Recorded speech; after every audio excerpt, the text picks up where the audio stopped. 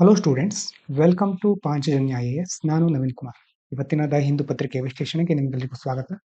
ಮೊದಲ ವಿಷಯ, the Kerala chief minister alleged that the governor changed parts of policy address that was already approved by the state cabinet before delivering it in the legislative assembly.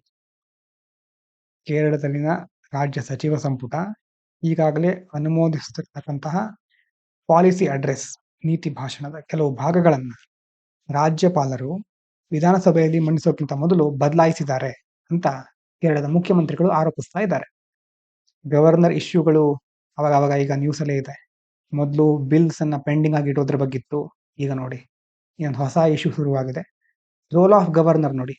In a state, the governor's address to the assembly must reflect the elected government's policies. ಯಾವುದೇ ರಾಜ್ಯದಲ್ಲಿ ರಾಜ್ಯಪಾಲರು ಭಾಷಣ ಮಾಡಬೇಕು ಅಂತಂದ್ರೆ ಅವಾಗ ಅಲ್ಲಿನ ಚುನಾಯಿತ ಸರ್ಕಾರ ಇರುತ್ತಲ್ವಾ, ಅದರ ಕಾರ್ಯಕ್ರಮಗಳು ನೀತಿಗಳು ಯಾವ ತರ ಇದೆ ಅನ್ನೋದನ್ನ ಅದು ಪ್ರತಿಬಿಂಬಿಸ್ಬೇಕು. ಅದನ್ನ ಅಲ್ಲಿ ಕ್ಯಾಬಿನೆಟ್ ಮೊದಲೇ ಅಪ್ರೂವ್ ಮಾಡಿರುತ್ತೆ. As approved by the cabinet, the governor is constitutionally expected to act on the aid and advice of the council of ministers. ಈಗ ಕೇಂದ್ರದಲ್ಲಿ ಹೇಗೆ ಪ್ರೆಸಿಡೆಂಟ್ ಇರ್ತಾರೋ ಅದೇ ತರ ರಾಜ್ಯದಲ್ಲಿ ಗವರ್ನರ್ ಇರ್ತಾರೆ. ಇಲ್ಲಿ ಗವರ್ನರು ಅಲ್ಲಿನ ಸಂಸತ್ತು ಅಥವಾ ಇಲ್ಲಿ ಏನಿರ್ತಾರೆ ಸಚಿವರ ಸಂಪುಟ ಅಂತ ಹೇಳ್ತೀವಲ್ವ ನಾವು, ಕೌನ್ಸಿಲ್ ಆಫ್ ಮಿನಿಸ್ಟರ್ಸ್, ಅವರ ಸಲಹೆ ನೆರವು ಅದನ್ನ ಪಡ್ಕೊಂಡು ಕಾರ್ಯನಿರ್ವಹಿಸಬೇಕು ಅಂತ ಸಂವಿಧಾನ ಅಪೇಕ್ಷೆ ಮಾಡುತ್ತೆ. ಇನ್ನು ಕಾನ್ಸ್ಟಿಟ್ಯೂಷನಲ್ ಪ್ರಾಕ್ಟೀಸ್ ಮತ್ತೆ ಫೆಡರಲಿಸಂಗೆ ಸಂಬಂಧಪಟ್ಟ ಹಾಗೆ, altering a cabinet approved speech raises issues of constitutional property and federalism. ಅಂದ್ರೆ ಈಗಾಗಲೇ ಸಚಿವ ಸಂಪುಟ ಅನುಮೋದಿಸಿರ್ತಕ್ಕಂತಹ ಭಾಷಣವನ್ನ ಬದಲಾಯಿಸೋದು ನಿಜವಾಗ್ಲೂ ಸಂವಿಧಾನ ಎಷ್ಟು ಔಚಿತ್ಯತೆ ಇದೆ ಇಲ್ಲಿ. ಮತ್ತೆ ಫೆಡರಲಿಸಂ, ಒಕ್ಕೂಟ ವ್ಯವಸ್ಥೆ ಯಾವ ತರ ಇದೆ, ಯಾಕಂತಂದ್ರೆ ರಾಜ್ಯದಲ್ಲಿ ಬೇರೆ ಪಕ್ಷ ಇರುತ್ತೆ, ಕೇಂದ್ರ ಸರ್ಕಾರ ಗವರ್ನರ್ ಆಗಿ ಇವರನ್ನ ಕಳಿಸಿರುತ್ತೆ ತನಗೆ ಬೇಕಾದವರನ್ನ, ಅಲ್ಲೇ ತಿಕ್ಕಾಟ ನಡೀತಾ ಇರೋದು. ಫೆಡರಲಿಸಂ ಬಗ್ಗೆ ಈಗ ಪ್ರಶ್ನೆಗಳು ಎದುರಾಗ್ತಾ ಇವೆ. As it may blur the line between nominal head ಅಂತಂದ್ರೆ ರಾಜ್ಯದಲ್ಲಿ ಗವರ್ನರ್ ನಾಮ ಮಾತ್ರದ ಮುಖ್ಯಸ್ಥರು, ಅವರು ರಿಯಲ್ ಎಕ್ಸಿಕ್ಯೂಟಿವ್ ಪವರ್ ಸ್ಟೇಟ್ ಅಲ್ಲಿ ಯಾರ ಹತ್ರ ಇರುತ್ತೆ, ಸ್ಟೇಟ್ ಗವರ್ಮೆಂಟ್ ಅಲ್ಲಿ ಸಿಎಂ ಅಥವಾ ರಾಜ್ಯ ಸರ್ಕಾರದ ಹತ್ರ ಇರುತ್ತೆ, ಕೌನ್ಸಿಲ್ ಆಫ್ ಮಿನಿಸ್ಟರ್ಸ್ ಹತ್ರ ಇರುತ್ತೆ. ಇದು ಕೇರಳ ಗವರ್ನರ್ ಕತೆ. ಇನ್ನು ತಮಿಳುನಾಡಿದ್ದು ಬೇರೆ ಕತೆ. Tamil Nadu governor refuse to read the customary governor address. ಅವರು ಕೇರಳದಲ್ಲಿ ಏನ್ ಮಾಡಿದ್ರು, ಗವರ್ನರು ಭಾಷಣವನ್ನ ಸ್ವಲ್ಪ ಬದಲಾಯಿಸಿಕೊಂಡಿದ್ರು ಅಂತ ಹೇಳ್ತಾ ಇದ್ದಾರೆ. ತಮಿಳುನಾಡಿನ ರಾಜ್ಯಪಾಲರು ಏನ್ ಮಾಡ್ತಾ ಇದ್ದಾರೆ, ಭಾಷಣ ಓದ್ಲಿಕ್ಕೆ ನಿರಾಕರಿಸಿ ವಿಧಾನಸಭೆಯಿಂದಾನೇ ಹೊರಗೆ ನಡೆದ್ಬಿಟ್ಟಿದ್ದಾರೆ. Tamil Nadu governor refuse to read the customary governor address prepared by the state government in the assembly and walked out. ಅಲ್ಲಿನ ಗವರ್ನರ್ ಬಗ್ಗೆ ತುಂಬಾ ಇಶ್ಯೂಗಳು ಬರ್ತಾನೆ ಇದೆ. ಇಲ್ಲಿ ವಿಧಾನಸಭೆಯಿಂದ ಹೊರ ನಡೆದಿದ್ದಾರೆ, stating that speech contained misleading claims. ಈ ಭಾಷಣದಲ್ಲಿ ದಾರಿ ತಪ್ಪಿಸುವ ಅಂಶಗಳಿದೆ ಅಂತ ಅವರು ಪ್ರತಿಪಾದಿಸ್ತಾ ಇದ್ದಾರೆ.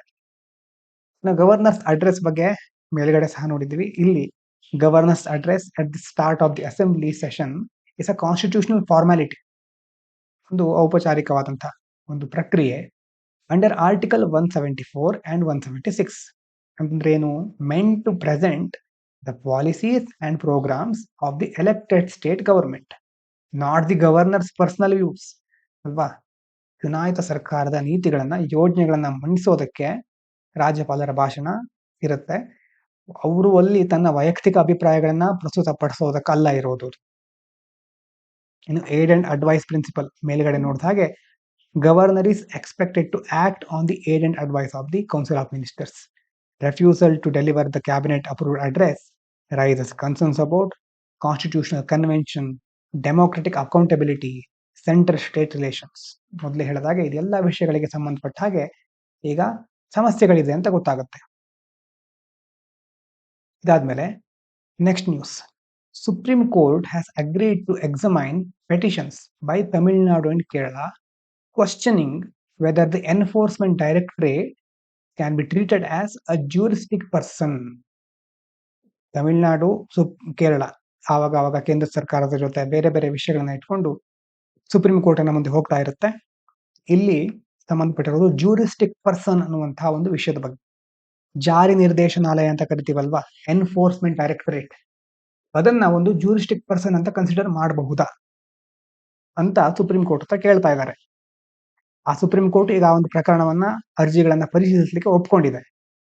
ಏನಿದು ಜೂರಿಸ್ಟಿಕ್ ಪರ್ಸನ್ ಅಂತಂದ್ರೆ legal entity like a company or corporation, ಕಾನೂನಾತ್ಮಕ ಘಟಕ ಅಂತ ಹೇಳಬಹುದು.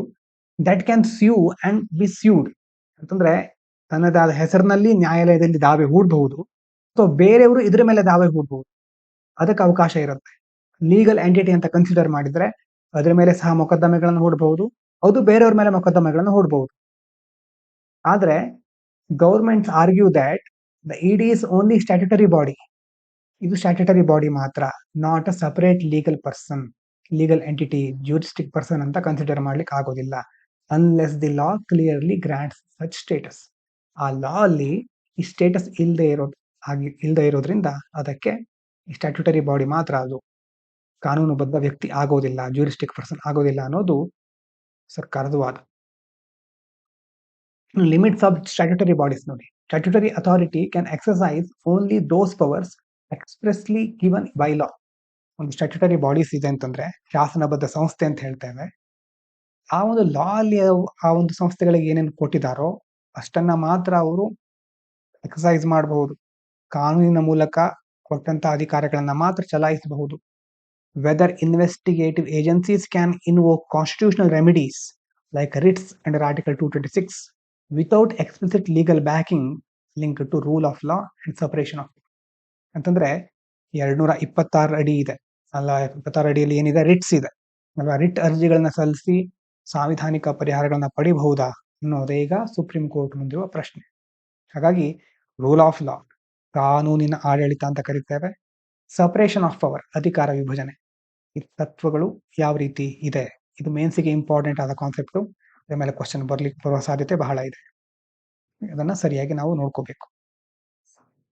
ಇನ್ನು activists have urged the Supreme Court to recognize hate speech as a constitutional tort, arguing that it causes serious harm to constitutional values and should attract legal liability of the state. ದ್ವೇಷ ಭಾಷಣ, hate speech ಅಂತ ಕರೀತೇವೆ, ಇದು ಸಾಂವಿಧಾನಿಕ ಅಪಕೃತ್ಯ ಅಂತಂದ್ರೆ ಏನದು? Constitutional tort ಅಂತಂದ್ರೆ constitutional tort refers to situation where the state or its officials violate fundamental right. ಒಂದು ಸಿಚುವೇಶನ್ ಏನು, ರಾಜ್ಯ ಅಥವಾ ಅಧಿಕಾರಿಗಳು ವ್ಯಕ್ತಿಯ ಮೂಲಭೂತ ಹಕ್ಕನ್ನು ಉಲ್ಲಂಘಿಸಿದಾಗ ಉಂಟಾಗುವಂತ ಪರಿಸ್ಥಿತಿ. Making the state liable provide remedies or compensation. ಈ ಸಂದರ್ಭದಲ್ಲಿ ಹಾನಿಗೊಳಗಾದವರಿಗೆ ಪರಿಹಾರ, ಕಾಂಪನ್ಸೇಷನ್ ಕೊಡ್ಲಿಕ್ಕೆ ರಾಜ್ಯ ಬದ್ಧ ಆಗಿರ್ಬೇಕು. It goes beyond ordinary crimes and focus on breach of constitutional guarantees like quality and dignity. ಸಾಮಾನ್ಯ ಅಪರಾಧಗಳಿಗಿಂತ ಭಿನ್ನ ಆಗಿರುತ್ತೆ. ಮತ್ತೆ ಸಮಾನತೆ, ಘನತೆಯಂತಹ ಸಂವಿಧಾನ ಏನು ಭರವಸೆ ಕೊಡುತ್ತೋ ಅದು ಉಲ್ಲಂಘನೆ ಆಗ್ತಾ ಇದೆ ಅಂತ ಇಲ್ಲಿ ನಾವು ನೋಡಬಹುದು. ಇನ್ನು hate speech and state responsibility. Argument is that hate speech is inherently discriminatory and threaten secularism. ಅಲ್ವಾ, ದ್ವೇಷ ಭಾಷಣ ತಾರತಮ್ಯದಿಂದಾನೇ ಕೂಡಿರುತ್ತೆ. ಯಾವಾಗಲೂ ನಮ್ಮ ದೇಶದ ಜಾತ್ಯತೀತತೆ ಇರಬಹುದು, ಸಹೋದರತ್ವ, ಭ್ರಾತೃತ್ವ ಅಂತಹ ಸಾರ್ವಜನಿಕ ಸುವ್ಯವಸ್ಥೆಗೆ ಅದು ಧಕ್ಕೆಯನ್ನು ತರುತ್ತೆ. ಪಬ್ಲಿಕ್ ಆರ್ಡರಿಗೆ. Failure of police or authorities to act against hate speech may amount to state inaction, raising issues under article 14, 15, 21. ಈ ಆರ್ಟಿಕಲ್ ಏನು ಅಂತ ನೆನಪಾಗಬೇಕು ಅಲ್ವಾ. ಒಂದು ವೇಳೆ ಪೊಲೀಸ್ ಅಥಾರಿಟಿಗಳು ಏನನ್ನು ಮಾಡ್ಲಿಕ್ಕೆ ಸಾಧ್ಯ ಆಗದ ಇದ್ರೆ, ಕ್ರಮ ಕೈಗೊಳ್ಳೋದ್ರಲ್ಲಿ ಅಧಿಕಾರಿಗಳು ವಿಫಲ ಆದ್ರೆ ಇಡೀ ರಾಜ್ಯವೇ ನಿಷ್ಕ್ರಿಯಗೊಂಡ್ಬಿಟ್ಟಿದೆ ಅಂತ ನಾವು ಪರಿಗಣಿಸಬೇಕಾಗುತ್ತೆ. ಅದೇ ರೀತಿ ಇದು ಸಂವಿಧಾನದ 14ನೇ ವಿಧಿ ಸಮಾನತೆ, 15 ಅಗೇನ್ಸ್ಟ್ ಡಿಸ್ಕ್ರಿಮಿನೇಷನ್, 21 ಲೈಫ್ ಅಲ್ವಾ, ಲೈಫ್ ಅಂಡ್ ಪರ್ಸನಲ್ ಲಿಬರ್ಟಿ, ಅದಕ್ಕೆ ಸಂಬಂಧಪಟ್ಟಂತಹ ಪ್ರಶ್ನೆಗಳನ್ನ ಹುಟ್ಟಾಕ್ತಾ ಇದೆ. ಇನ್ನು ಮುಂದಿನ ವಿಚಾರ, the US speaker of the house addressed UK lawmakers saying his visit aimed to ease tensions, calm waters between the US and its European allies amid disagreements on tariffs, security and global threats. ಒಂದ್ ಕಡೆ US, ಇನ್ನೊಂದು ಕಡೆ UK, tariff ವಾರು ಮತ್ತೆ ಗ್ರೀನ್ಲ್ಯಾಂಡ್ಗೆ ಸಂಬಂಧಪಟ್ಟಂತ ವಿಚಾರ, ಹೀಗೆ ಹಲವಾರು ರೀತಿಯ ಭಿನ್ನಾಭಿಪ್ರಾಯಗಳು ಈಗ ಕಂಡು ಬರ್ತಾ ಇದೆ.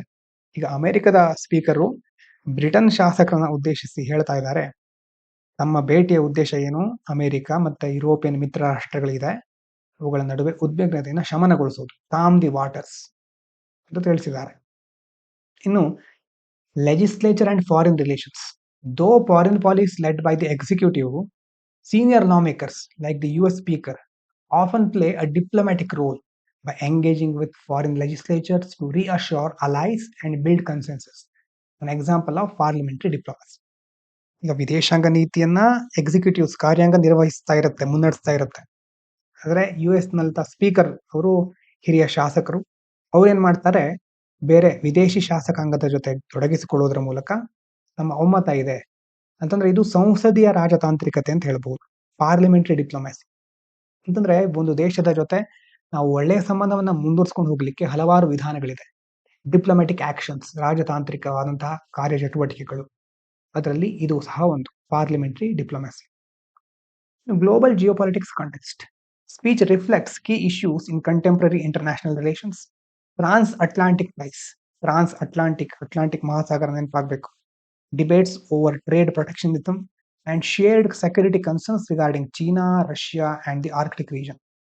ಅಂತಾರಾಷ್ಟ್ರೀಯ ಸಂಬಂಧಗಳಲ್ಲಿ ಈಗ ಸದ್ಯದ ಪರಿಸ್ಥಿತಿಯಲ್ಲಿ ಆಗ್ತಾ ಇರೋದು ಅಟ್ಲಾಂಟಿಕ್ ಸಾಗರ ಮಿಡ್ಲ್ ಇದೆ, ಈ ಕಡೆ US, ಈ ಕಡೆ ಯುರೋಪ್ ಅಲ್ವಾ. ಆ ಬದಿ ಎರಡು ಬದಿಗಳ ದೇಶಗಳ ನಡುವಿನ ಬಾಂಧವ್ಯ, ಮತ್ತೆ ಟ್ರೇಡ್ ಪ್ರೊಟೆಕ್ಷನಿಸಮ್, ಸಂರಕ್ಷಣಾವಾದ, ತಮ್ಮ ದೇಶದ ಟ್ರೇಡ್ ಅನ್ನ ಪ್ರೊಟೆಕ್ಟ್ ಮಾಡಿಕೊಂಡು ಬೇರೆ ದೇಶಕ್ಕೆ ಲಾಸ್ ಆಗೋ ತರ ಮಾಡೋದು, ಅದು ಸಹ ನೋಡ್ತಾ ಇದ್ದೇವೆ. ಮತ್ತೆ ಚೀನಾ, ರಷ್ಯಾ, ಆರ್ಟಿಕ್ ಪ್ರದೇಶಗಳಿದೆ, ಅದಕ್ಕೆ ಸಂಬಂಧಪಟ್ಟಂತಹ ಭದ್ರತಾ ಕಳವಳಗಳು ಸಹ ನಾವು ನೋಡ್ತಾ ಇರಬಹುದು. ಇಲ್ಲಿ ಒಂದು ಆರ್ಟಿಕಲ್ ಡಿಸ್ಕಸ್ ಮಾಡೋಣ. EV boom is accelerating copper crunch. EV boom ಇರೋದು, ಇವಿ ಬೂಮ್, ಎಲೆಕ್ಟ್ರಿಕ್ ವೆಹಿಕಲ್ಗಳು ಬೂಮ್, ಜಾಸ್ತಿ ಬೇಡಿಕೆಯನ್ನು ಮಹತ್ವವನ್ನು ಪಡ್ಕೊಳ್ತಾ ಇವೆ. The world is rapidly shifting to electric vehicles. EVs need a lot of copper. ಆದ್ರೆ ಎಲೆಕ್ಟ್ರಿಕ್ ವೆಹಿಕಲ್ಗಳಿಗೆ ಕಾಪರ್ ಬೇಕು. ಯಾಕೆ? Batteries, motors, wiring, charging stations, power grids, ಎಲ್ಲದಕ್ಕೂ ಕಾಪರ್ ಬೇಕು. EV growth is so fast that global copper supply may fall short. EVಯ ಒಂದು growth ಆಗ್ತಾ ಇರೋದು ಎಷ್ಟು ವೇಗವಾಗಿ ಆಗ್ತಾ ಇದೆ ಅಂತಂದ್ರೆ ಮುಂದಿನ ದಿನಗಳಲ್ಲಿ ಕಾಪರ್ ಸಪ್ಲೈ ಕುಸಿತವನ್ನು ಕಾಣಬಹುದು. This creates a copper crunch that can slow the green transition. ಹಾಗಾಗಿ ಇದರಿಂದ ಕಾಪರ್ ಕ್ರಂಚ್ ಉಂಟಾಗುತ್ತೆ, ಕಾಪರಿನ ಅವೈಲಬಿಲಿಟಿ ಕಡಿಮೆ ಆಗುತ್ತೆ. ಕಾಪರ್ ಅವೈಲಬಿಲಿಟಿ ಕಡಿಮೆ ಆದ್ರೆ ಮುಂದೆ ಅದರಿಂದ ಎಲೆಕ್ಟ್ರಿಕ್ ವೆಹಿಕಲ್ಗಳ ಪ್ರೊಡಕ್ಷನ್, ಡಿಸ್ಟ್ರಿಬ್ಯೂಷನ್ ಕಡಿಮೆ ಆಗುತ್ತೆ. ಅವಾಗ ಗ್ರೀನ್ ಎನರ್ಜಿಗೆ ಟ್ರಾನ್ಸಿಷನ್ ಆಗ್ತೀವಲ್ವಾ, ಪರಿಸರ ಸ್ನೇಹಿ ಇಂಧನ ವಾಹನ, ಅದಕ್ಕೆ ನಾವು ಬದಲಾಗುವ ಒಂದು ವೇಗ ಇನ್ನಷ್ಟು ಸ್ಲೋ ಆಗುತ್ತೆ. So why copper is so important for EVs? ಯಾಕೆ ಇಂಪಾರ್ಟೆಂಟ್ ಅಂತಂದ್ರೆ EVs use 4 to 5 times more copper than petrol diesel vehicle. ಸಾಮಾನ್ಯವಾಗಿ ಪೆಟ್ರೋಲ್ ಡೀಸೆಲ್ ವೆಹಿಕಲ್ಗಿಂತ ಇವಿಗಳಲ್ಲಿ 4 ರಿಂದ 5 ಪಟ್ಟು ಜಾಸ್ತಿ ಕಾಪರ್ ಬೇಕು. As EV sales rise, copper demand rises almost in the same proportion. EV ಸೇಲ್ಗಳು ಜಾಸ್ತಿ ಆಗ್ತಾ ಇದ್ದ ಹಾಗೆ ಅದಕ್ಕೆ ಸಂಬಂಧಪಟ್ಟಂತಹ ಕಾಪರ್ ಅಲ್ವಾ, ಕಾಪರ್ ಡಿಮ್ಯಾಂಡ್ ಜಾಸ್ತಿ ಆಗಲೇಬೇಕು. There are no easy substitutes. ಇದರ ಬದಲು ಬೇರೆ ಯಾವ್ದಾದ್ರು ಉಪಯೋಗ ಮಾಡಬಹುದು ಅಂತಿದ್ರೆ ಅದಾದ್ರೂ ನೋಡಬಹುದು, ಆದ್ರೆ ಈಸಿ ಸಬ್ಸ್ಟಿಟ್ಯೂಟ್ಗಳು ಯಾವುದೂ ಇಲ್ಲ. New copper mines take 10 to 15 years to develop. ಹೊಸ ಕಾಪರ್ ಮೈನ್ ಡೆವಲಪ್ ಮಾಡಬೇಕು ಅಂತಂದ್ರೆ 10 ರಿಂದ 15 ವರ್ಷ ಬೇಕು. So demand is rising fast but supply is low. Demand ಜಾಸ್ತಿ ಆಗ್ತಾ ಇದೆ, ಸಪ್ಲೈ ಅಷ್ಟು ಆಗ್ತಾ ಇಲ್ಲ. ಇನ್ನು ಈ ಆರ್ಟಿಕಲ್ ಬಂದಿರುವಂತಹ positive points. What the EV transition gets right. ಇವಿಯಿಂದ ಏನು ಉಪಯೋಗ? ಮೊದಲು ಕ್ಲೀನರ್ ಟ್ರಾನ್ಸ್ಪೋರ್ಟ್ ಅಲ್ವಾ, helps reduce air pollution and carbon emission. ಇವಿಯ ಬಗ್ಗೆ ನಿಮ್ಗೆ ಗೊತ್ತಿದೆ, ಏರ್ ಪೊಲ್ಯೂಷನ್ ಕಡಿಮೆ ಮಾಡುತ್ತೆ, ಕಾರ್ಬನ್ ಎಮಿಷನ್ ಕಡಿಮೆ ಆಗುತ್ತೆ. ಇನ್ನು ಟೆಕ್ನಾಲಜಿಕಲ್ ಪ್ರೋಗ್ರೆಸ್, ಇವಿಗಳಿಂದ ಬ್ಯಾಟರಿಗಳು, ಗ್ರಿಡ್ಸ್, ಚಾರ್ಜಿಂಗು, ಇದಕ್ಕೆ ಸಂಬಂಧಪಟ್ಟಂತಹ ಇನೋವೇಷನ್ ಜಾಸ್ತಿ ಆಗುತ್ತೆ. ಎನರ್ಜಿ ಟ್ರಾನ್ಸಿಷನ್ಗೆ ಬಹಳ ಹೆಲ್ಪ್ ಆಗುತ್ತೆ. ಗ್ಲೋಬಲ್ ಕ್ಲೈಮೇಟ್ ಗೋಲ್ಸ್ ಇದೆ ನಮ್ದು, ನೆಟ್ ಝೀರೋ ಎಮಿಷನ್ ಗೋಲ್ಗಳನ್ನು ಹಾಕೊಂಡಿದ್ದೇವೆ, ಹಾಗಾಗಿ ಅದಕ್ಕೆಲ್ಲ ಸಪೋರ್ಟ್ ಮಾಡುತ್ತೆ. ಇನ್ನು ಎಕನಾಮಿಕ್ ಆಪರ್ಚುನಿಟಿ, ಹೊಸ ಇಂಡಸ್ಟ್ರಿ, ಜಾಬ್ಸ್, ಗ್ರೀನ್ ಇನ್ವೆಸ್ಟ್ಮೆಂಟ್ಗಳು ಕ್ರಿಯೇಟ್ ಆಗಬಹುದು. ಸಾಕಷ್ಟು ಜಾಬ್ ಕ್ರಿಯೇಟ್ ಆದ್ರೆ ಉದ್ಯೋಗ ಸಿಗುತ್ತೆ, ಎಕಾನಮಿ ಡೆವಲಪ್ ಆಗುತ್ತೆ. ಆದ್ರೆ ಮೇನ್ ಕನ್ಸರ್ನ್ ಏನು ಆರ್ಟಿಕಲ್ ಅಂತಂದ್ರೆ copper shortage. Demand May exceed supply from 2026 onwards.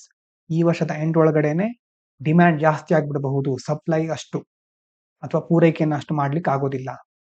Rising cost, EVs and charging infrastructure may become expensive ಅಲ್ವಾ. ಇದರಿಂದಾಗಿ ಏನಾಗುತ್ತೆ, ಇವಿ ಮತ್ತೆ ಚಾರ್ಜಿಂಗ್, ಎಲೆಕ್ಟ್ರಿಕ್ ವೆಹಿಕಲ್ಗಳನ್ನ ಚಾರ್ಜ್ ಮಾಡುವಂತಹ ಇನ್ಫ್ರಾಸ್ಟ್ರಕ್ಚರ್ ಎಕ್ಸ್ಪೆನ್ಸಿವ್ ಆಗುತ್ತೆ. Geopolitical risk, China dominates EV production and copper use. Giving it pricing and supply. China dominate ಮಾಡ್ತಾ ಇದೆ ಎಲ್ಲ ಕಡೆ ಈ ಪ್ರೊಡಕ್ಷನ್ ನಲ್ಲಿ ಅಲ್ವಾ, ಕಾಪರ್ ಯೂಸ್ ನಲ್ಲಿ. ಹಾಗಾಗಿ ಅಲ್ಲಿ ಅದಕ್ಕೆ ಜಾಸ್ತಿ ಪ್ರೈಸಿಂಗ್ ಅದನ್ನು ಜಾಸ್ತಿ ಮಾಡಿದ್ರೆ ಎಲ್ಲ ಕಡೆ ಅದರ ಎಫೆಕ್ಟ್ ಆಗುತ್ತೆ. ಇನ್ನು ಸಪ್ಲೈ ಕನ್ಸ್ಟ್ರೆಂಟ್ಗಳು, environmental opposition and low ore quality limit mining. ಈಗ ಹೊಸದಾಗಿ ಜಾಸ್ತಿ ಕಾಪರ್ ಮೈನಿಂಗ್ ಮಾಡಬೇಕು ಅಂತ ಹೊರಟರು ಎನ್ವೈರನ್ಮೆಂಟಲ್ ಆರ್ಗನೈಸೇಷನ್ಗಳಿರುತ್ತೆ, ಅವು ಅಪೋಸ್ ಮಾಡುತ್ತೆ. ಮತ್ತೆ ಲೋ ಓರ್ ಕ್ವಾಲಿಟಿ, ಆ ಒಂದು ಅದಿರು, ತಾಮ್ರದ ಅದಿರು, ಅದರದ್ದು ಕ್ವಾಲಿಟಿ ಸಹ ಕಡಿಮೆ ಇದೆ, ಇದರಿಂದಾಗಿ ಮೈನಿಂಗು ಇನ್ನಷ್ಟು ಕಡಿಮೆ ಆಗಬಹುದು. Green transition slow down, limit mine. Yes, green transition ಅಂತಂದ್ರೆ ಮೊದಲೇ ಗೊತ್ತಿದೆ, lack of copper can delay decarbonisation goals. ನಾವೇನು ಗೋಲ್ ಇಟ್ಕೊಂಡಿದ್ದೇವೆ ಅದೆಲ್ಲ ಡಿಲೇ ಆಗ್ತಾ ಹೋಗುತ್ತೆ. ಹಾಗಾಗಿ ಆರ್ಟಿಕಲ್ ಏನು ವಾರ್ನ್ ಮಾಡ್ತಾ ಇದೆ ಅಂತಂದ್ರೆ, EV revolution is not just about technology. EV revolution ಅನ್ನೋದು ಕೇವಲ ಟೆಕ್ನಾಲಜಿಗೆ ಮಾತ್ರ ಸಂಬಂಧಪಟ್ಟಿರೋದಲ್ಲ, it is also about critical minerals and resource security. Critical mineral important, critical minerals, rare earth elements, ಇದೆಲ್ಲ ಯಾವ್ಯಾವುದು ಮತ್ತೆ ಅದರ ಉಪಯೋಗ ಎಲ್ಲೆಲ್ಲಿ ಬಹಳ ಚೆನ್ನಾಗಿ ನೋಡ್ಕೊಂಡು ಇಟ್ಕೊಳ್ಳಿ. ಹಾಗಾಗಿ ಕ್ರಿಟಿಕಲ್ ಮಿನರಲ್ಸ್ ಮತ್ತೆ ರಿಸೋರ್ಸ್ ಸೆಕ್ಯೂರಿಟಿ ಬಗ್ಗೆ ಸಹ ನಾವು ಕೂಲಂಕುಷವಾಗಿ ನೋಡ್ತಾ ಇರಬೇಕಾಗುತ್ತೆ. If metals are ignored, ambitious climate targets May fail. ಇಂಥ ಮೆಟಲ್ಗಳನ್ನು ನಾವು ಇಗ್ನೋರ್ ಮಾಡಿದ್ರೆ ಕ್ಲೈಮೇಟ್ ಟಾರ್ಗೆಟ್ ಫೇಲ್ ಆಗಬಹುದು. ವೇ ಫಾರ್ವರ್ಡ್ ಅಲ್ಲಿ ಏನ್ ಮಾಡ್ಬೇಕಾಗಾದ್ರೆ, ಮುಂದಿನ ದಾರಿ ಏನು? ಎಕ್ಸ್ಪ್ಯಾಂಡ್ ಕಾಪರ್ ಸಪ್ಲೈ ಅಲ್ವಾ, faster approvals and responsible mining. Approval fast ಆಗಬೇಕು, ಮೈನಿಂಗ್ ಅನ್ನು ಇನ್ನಷ್ಟು ರೆಸ್ಪಾನ್ಸಿಬಲ್ ಆಗಿ ಮಾಡಬೇಕು. ಮತ್ತೆ recycling, urban mining and circular economy. Circular economy ಅಂತ ಕೇಳಿರಬಹುದು ನೀವು, ರೀಯೂಸ್, ರೆಡ್ಯೂಸ್, ರೀಸೈಕಲ್ ಅಂತೆಲ್ಲ ನಾವು ನೋಡ್ತೀವಲ್ವಾ. ಎಷ್ಟೋ ನಮ್ಮ ಎಲೆಕ್ಟ್ರಾನಿಕ್ ವೇಸ್ಟ್ಗಳು ಎಲ್ಲೆಲ್ಲೋ ಹೋಗ್ಬಿಟ್ಟಿರುತ್ತೆ, ಅದನ್ನ ಸರಿಯಾಗಿ ನಾವು ಸರ್ಕ್ಯುಲರ್ ಎಕಾನಮಿ ಒಳಗಡೆ ಸೇರಿಸಬೇಕು, ಮತ್ತೆ ಅದರಿಂದ ಉಪಯೋಗವನ್ನು ಪಡ್ಕೊಳ್ಳಿಕ್ಕೆ ಸಾಧ್ಯ ಆಗುತ್ತೆ. Material efficiency, reduce copper use for electric vehicle where possible ಅಲ್ವಾ. ಎಫಿಷಿಯನ್ಸಿ ಜಾಸ್ತಿ ಮಾಡಿದ್ರೆ ಏನಾದ್ರೂ ಕಾಪರ್ ಯೂಸ್ ಮಾಡ್ಲಿಕ್ಕೆ ಕಡಿಮೆ ಮಾಡ್ಲಿಕ್ಕೆ ಸಾಧ್ಯ ಇದೆಯಾ ಅಂದ್ರೆ, ಒಂದು ವೆಹಿಕಲ್ ಇತ್ತು, ಮೊದಲು ಜಾಸ್ತಿ ಕಾಪರ್ ಬೇಕಾಗ್ತಾ ಇತ್ತು, ಈಗ ಅದನ್ನ ತಗ್ಗಿಸ್ಲಿಕ್ಕೆ ಸಾಧ್ಯ ಇದೆಯಾ, ಎಫಿಷಿಯನ್ಸಿಯನ್ನು ಜಾಸ್ತಿ ಮಾಡಬಹುದಾ ಅಂತ ನೋಡ್ಬೇಕು. ಮತ್ತೆ reduce dependence on single countries, ಚೀನಾದಂತಹ ಒಂದೇ ದೇಶದ ಮೇಲೆ ಡಿಪೆಂಡ್ ಆಗಬಾರ್ದು, ಡೈವರ್ಸಿಫೈ ಮಾಡಬೇಕು. ಇದ್ರ ಜೊತೆ ಸ್ಟ್ರಾಟಜಿಕ್ ಪ್ಲಾನಿಂಗ್ ಅಲ್ವಾ, copper as strategic resource like oil in the past. ಈಗ ಆಯಿಲ್ ಅನ್ನೋದು ಒಂದು ಸ್ಟ್ರಾಟಜಿಕ್ ರಿಸೋರ್ಸ್ ಆಗಿತ್ತು, ಅದೇ ತರ ಕಾಪರ್ ಅನ್ನು ಸಹ ನಾವು ಕನ್ಸಿಡರ್ ಮಾಡಬೇಕಾಗುತ್ತೆ. Success of the electric vehicle transition will depend not only on technology but on securing critical minerals like copper in a sustainable manner. ಮತ್ತೊಂದು ಎಲೆಕ್ಟ್ರಿಕ್ ವೆಹಿಕಲ್ಗೆ ಟ್ರಾನ್ಸಿಷನ್ ಆಗೋದರ ಒಂದು ಸಾಫಲ್ಯ ಅಥವಾ ಅದರ ಯಶಸ್ಸು ಯಾವುದರಲ್ಲಿದೆ ಅಂತಂದ್ರೆ, ಕೇವಲ ಟೆಕ್ನಾಲಜಿ ಇನೋವೇಷನ್ ಜಾಸ್ತಿ ಮಾಡಿದ್ರೆ ಸಾಕಾಗೋದಿಲ್ಲ, ಅದರ ಜೊತೆ ಕ್ರಿಟಿಕಲ್ ಮಿನರಲ್ಗಳು ಬೇಕಲ್ವಾ. ಕ್ರಿಟಿಕಲ್ ಮಿನರಲ್ಗಳು ಇಲ್ಲದೆ ನಾವು ಬಹಳ ದಿನ ಸುಸ್ಥಿರವಾದಂತಹ ಎಲೆಕ್ಟ್ರಿಕ್ ವೆಹಿಕಲ್ಗಳನ್ನ ಆ ಎನರ್ಜಿ ಮೇಲೆ ಅಥವಾ ಎನರ್ಜಿಗಳನ್ನ ಮುಂದುವರ್ಸ್ಕೊಂಡು ಹೋಗ್ಲಿಕ್ಕೆ ಆಗೋದಿಲ್ಲ. ಲೈಕ್ ಕಾಪರ್ ಇನ್ ಸಸ್ಟೈನಬಲ್ ಮ್ಯಾನರ್. ಸಸ್ಟೈನಬಿಲಿಟಿ ನೋಡಿ, ಯಾವುದೇ ವಿಷಯ ಆದ್ರೂ ಟೆಕ್ನಾಲಜಿಯಲ್ಲಿ ಸಸ್ಟೈನಬಿಲಿಟಿ ಎಷ್ಟು ಇಂಪಾರ್ಟೆಂಟ್, ಅದ್ರ ಜೊತೆ ಅಫೋರ್ಡೆಬಿಲಿಟಿ ಅಲ್ವಾ, ಅದ್ರ ಜೊತೆ ಅವೈಲಬಿಲಿಟಿ ಬಹಳ ಇಂಪಾರ್ಟೆಂಟ್ ಆಗಿರುತ್ತೆ. ನಾವು ಇನೋವೇಷನ್ ಟೆಕ್ನಾಲಜಿನ ಡೆವಲಪ್ ಮಾಡ್ತಾ ಇರ್ತೇವೆ, ಟೆಕ್ನಾಲಜಿ ಸಸ್ಟೈನಬಲ್ ಆಗಿರ್ಬೇಕು ಮೊದಲನೇದು ಅಂತಂದ್ರೆ, ಮುಂದಿನ ದಿನಗಳಲ್ಲೂ ಸಹ ಅದು ಬಾಳಿಕೆಗೆ ಬರಬೇಕು, ಡ್ಯೂರೇಬಲ್ ಆಗಿರ್ಬೇಕು, ವಯಬಲ್ ಆಗಿರ್ಬೇಕು. ನಮಗ್ ಮಾತ್ರ ಅಲ್ಲ, ನಮ್ಮ ಮುಂದಿನ ಜನಾಂಗ ಸಹ ಅದನ್ನು ಉಪಯೋಗ ಮಾಡುವಂತ ರೀತಿಯಲ್ಲಿ ಅದಿರಬೇಕು. ಸಸ್ಟೈನಬಲ್ ಆದ್ರೆ ಸಾಕಾಗೋದಿಲ್ಲ, ಅಫೋರ್ಡೆಬಲ್ ಆಗಿರ್ಬೇಕು. ಅಫೋರ್ಡೆಬಲ್ ಅಂತಂದ್ರೆ ಎಲ್ರಿಗೂ ಕೈಗೆಟುಕುವ ದರದಲ್ಲಿ ಸಿಗ್ಬೇಕು ಅಲ್ವಾ, ಬಡವರಿಗೂ ಸಹ ಎಲೆಕ್ಟ್ರಿಕ್ ವೆಹಿಕಲ್ಗಳನ್ನ ಪರ್ಚೇಸ್ ಮಾಡ್ಲಿಕ್ಕೆ ಆಗ್ಬೇಕು, ಅಫೋರ್ಡೆಬಲ್ ಆಗಿರ್ಬೇಕು. ಅಫೋರ್ಡೆಬಲ್ ಆಗಿರೋದು ಬೇರೆ, ಅವೈಲಬಿಲಿಟಿ ಬೇರೆ ಅಲ್ವಾ. ಅವೈಲಬಿಲಿಟಿ ಅಂತಂದ್ರೆ ರೇಟ್ ಕಡಿಮೆ ಇದೆ ಹೌದು, ಆದ್ರೆ ಬಡವರು ಇರುವಂತಹ ದೇಶದಲ್ಲಿ ಅಥವಾ ಬಡವರ ಊರಿನಲ್ಲೇ ಸಿಕ್ಕೋದಿಲ್ಲ, ಅವೈಲೇಬಲ್ ಇಲ್ಲ. ಅದು ಹೇಳಲಿಕ್ಕೇನೋ ರೇಟ್ ಕಡಿಮೆ ಇದೆ, ಆದ್ರೆ ಸಿಗದೇ ಇದ್ರೆ ಅದರಿಂದ ಯಾವ ಯೂಸು ಇಲ್ಲ ಅಲ್ವಾ. ಹಾಗಾಗಿ ಸಸ್ಟೈನಬಿಲಿಟಿ, ಅಫೋರ್ಡೆಬಿಲಿಟಿ, ಅವೈಲಬಿಲಿಟಿ ಬಹಳ ಇಂಪಾರ್ಟೆಂಟು. ಅಂತಹ ವಿಷಯಗಳನ್ನ ನೀವು ಕನ್ಕ್ಲೂಷನ್ ಅಲ್ಲಿ ಆಡ್ ಮಾಡಬೇಕಾಗತ್ತೆ. ಈಗ ಸ್ಟ್ರಕ್ಚರ್ ಅನ್ನು ನೆನ್ಪಿಟ್ಕೊಳ್ಳಿ ಕರೆಕ್ಟ್ ಆಗಿ. ಅದೇ ರೀತಿ ಮೇನ್ಸ್ ಅಲ್ಲಿ ನಾವು ಒಂದು ವಿಷಯವನ್ನ ಇನ್ನೊಂದು ವಿಷಯದ ಜೊತೆ ಕನೆಕ್ಟ್ ಮಾಡೋದನ್ನ ಕಲ್ತ್ಕೋಬೇಕು. ಈಗಾಗಲೇ ವೆನಿಜುವೆಲಾ US ಕ್ರೈಸಿಸ್ ಆಗ್ತಾ ಇದೆ, ಅಲ್ಲಿ ಆಯಿಲ್ ಕ್ರೈಸಿಸ್ ಅಲ್ವಾ, ರಷ್ಯಾದಲ್ಲೂ ಆಯಿಲ್ ಕ್ರೈಸಿಸ್ ಇದೆ. ಈಗ ಚೀನಾ ಯಾವ್ದ್ರ ಕಡೆ ಫೋಕಸ್ ಮಾಡ್ತಾ ಇದೆ, ಕ್ರಿಟಿಕಲ್ ಮಿನರಲ್ಗಳ ಕಡೆ. ಈ ಸಂದರ್ಭದಲ್ಲಿ ಭಾರತ ಏನ್ ಮಾಡಬೇಕು, ಏನ್ ಮಾಡಬಹುದು ಅಲ್ವಾ. ಈ ರೀತಿಯಾಗಿ ನಾವು ಥಿಂಕ್ ಮಾಡ್ತಾ ಹೋಗ್ಬೇಕಾಗತ್ತೆ. ಆ ಮೂಲಕ ಮುಂದಿನ ದಿನಗಳಲ್ಲಿ ಯಾವುದಕ್ಕೆ ಟ್ರೆಂಡ್ ಅಥವಾ ನಾವೀಗ ಏನು ಆನ್‌ಲೈನ್‌ನಲ್ಲಿ ಯೂಸ್ ಮಾಡ್ತೀವಲ್ವಾ, ಟ್ರೆಂಡ್ ಯಾವ ಕಡೆ ಸಾಗ್ತಾ ಇದೆ, ಆ ಒಂದು ನಡವಳಿಕೆ ಅಥವಾ ಒಂದು ಪ್ರಕ್ರಿಯೆ ಯಾವ ಕಡೆ ಹೋಗ್ತಾ ಇದೆ, ಅದನ್ನ ಮುಂದಾಲೋಚನೆ ಮಾಡಿಕೊಂಡು ನಾವು ನಿರ್ಧಾರಗಳನ್ನ ಕೈಗೊಂಡ್ರೆ ಮುಂದಿನ ದಿನಗಳಲ್ಲಿ ಭಾರತ ಉತ್ತಮ ಪ್ರಗತಿಯನ್ನ ಕಾಣುತ್ತೆ ಹೇಳ್ಬೋದು. ಇವಿಷ್ಟು ಇವತ್ತಿನ ಮುಖ್ಯವಾದ ವಿಚಾರಗಳು. ಎಲ್ರಿಗೂ ಧನ್ಯವಾದಗಳು. ಇದು ಪಾಂಚಜನ್ಯ IAS.